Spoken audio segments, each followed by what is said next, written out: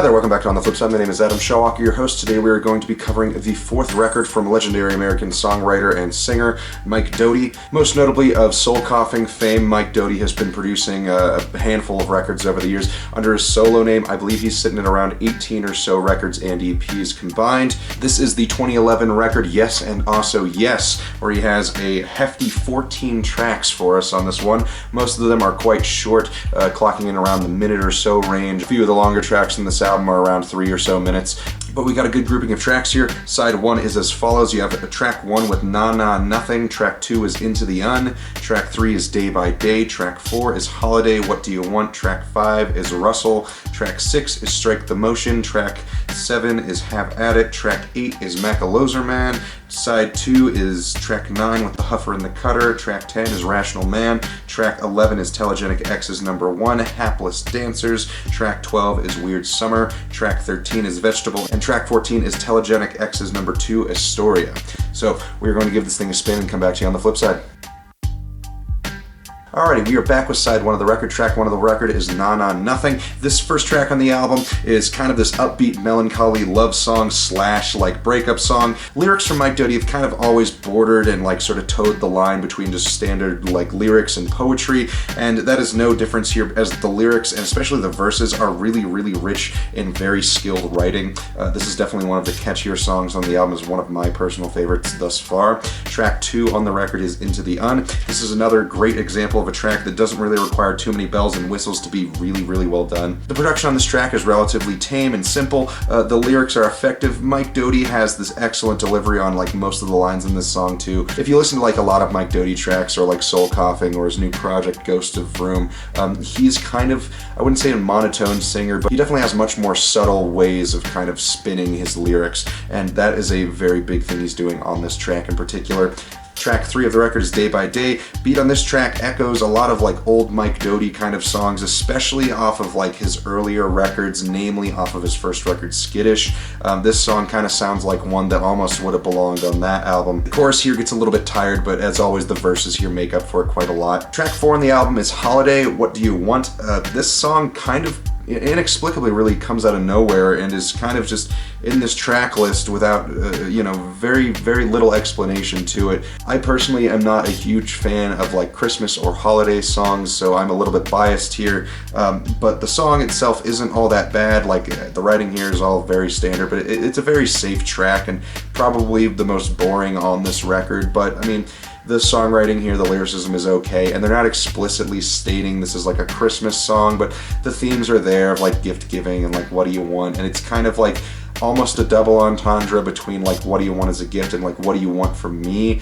It's kind of an interesting track, but overall like it doesn't really kind of tickle my fancy all that much, just because I think that kind of styling is a little bit played out, and maybe if they've gone with like something a little bit less on the safe side, like the beat here is like incredibly standard, there's like Christmas sort of sleigh bells in the background, and overall this track is just, it's kind of a dud to me. Track 5 on the record is Rustle. This is a very stripped down track for this record, which mostly focuses on guitar work, cello, and Mike's lyrics, which here tell a very short story of a man named Russell. This is a much shorter track as well. After the first few tracks in this album, we kind of get kind of a breakdown in track length, and we go from like those 3-minute songs down to like 1 minute to 2 minute tracks here, and this is the first of those songs. Track 6 is Strike the Motion, a bit more of kind of like an alt-rock track here with some like upbeat drums and some bass. This has one of the best choruses on the record and one of the most creative choruses on the album, and is very catchy, but not much else here. Like, I wish some of these songs were a little bit longer just to kind of give you more of like a taste of them, but as they're sitting, they're kind of like little appetizers, but it's not all too bad. But yeah, Strike the Motion is definitely one of the songs that I wish was a little bit longer, because it's definitely a bit more upbeat and a bit more like, something to like nod your head along to. Track 7 is Have At It. This is another one of the songs that I wish was a lot longer, because this song almost like borders on like country and a little bit of like rock, and instrumentally Mike's like lyrics and his vocal delivery, like I said, with kind of the like monotone delivery really ground this song in much more of like a jangly rock kind of vibe, which works here really, really well. And I mean, this track is only like a minute or so long, like a minute and some change. But I think as far as songs on this album go, this one definitely had more potential to be like one of those 3-minute or so long tracks, just because it really goes like in an interesting direction for him. Like, he doesn't necessarily specialize in country stuff, and he is kind of this, you know, he does the singer-songwriter thing. But this song here, I think the potential on it was squandered just a little bit. Track 8, the final song on side 1 of the record, is Macaloser Man. This track is another one of these very, very simple, short, and, you know, succinct songs. Features lyrics in German, which is a little bit interesting.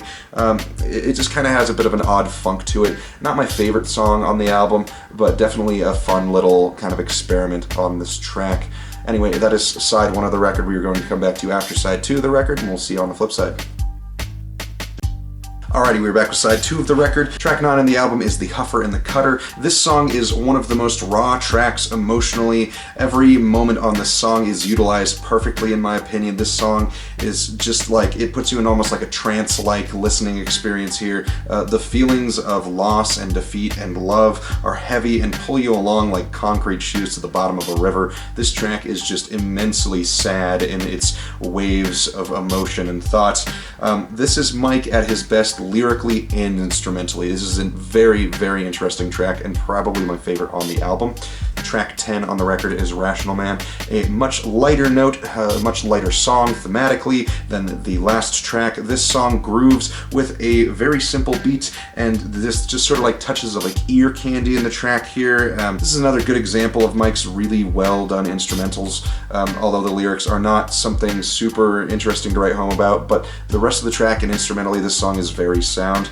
Track 11 is Telegenic X's Part 1, Hapless Dancers. This first part of this song, again, sort of reaches back into Mike's early discography for a very, very sentimental retelling of falling in love. This is a guitar and lyrics song. It is just fantastic. Track 12 is Weird Summer. We get another slow groove track that instrumentally isn't all that exciting, but once again is saved by excellent lyrics. Of course, this track is funky and pretty attention-getting.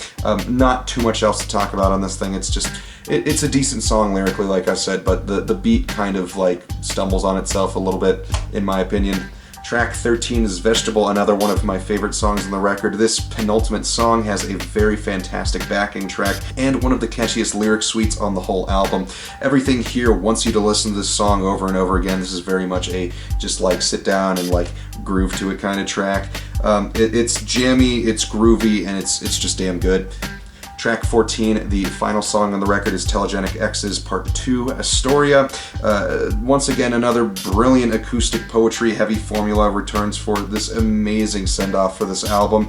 This is a heartfelt track that, in my opinion, is flawless. This combination of these two parts of these tracks, just Part 1 and Part 2, I think really, you know, you wouldn't have to have separated them, but I think sort of sandwiching out a few other tracks here and allowing this to be the final track on the album for this very nice sentimental send-off was a very good choice. Like, it was a very well-informed decision on allowing this to kind of just be the last notes on this album. I think this album is a little bit of a mixed bag. You have a lot of tracks here. You have 14 tracks occupying about 38 minutes of runtime, so it's all very condensed to very much most of the songs like logical conclusions. I think a lot of the tracks on side 1 with the shorter segments could have been a bit longer. I would have liked that incredibly for a few of those songs. But I think here you just have kind of a mixed bag of really, really good ideas and some not so good ones. Mike Doughty makes it work on this record. The weakest link on this track, I definitely think, is like the sort of jammed in, sort of shoehorned in Christmas song, which like I said, isn't really a Christmas song, but like, you know, if you're talking about holidays in your track and you have like sleigh bells, and it doesn't work well, in my opinion. But the rest of the album does kind of falter here and there in sort of questionable writing decisions, but it is not like it's such a low that this album is uninteresting or bad. The tracks that are not trying to be safe don't always succeed, and I think that that's okay.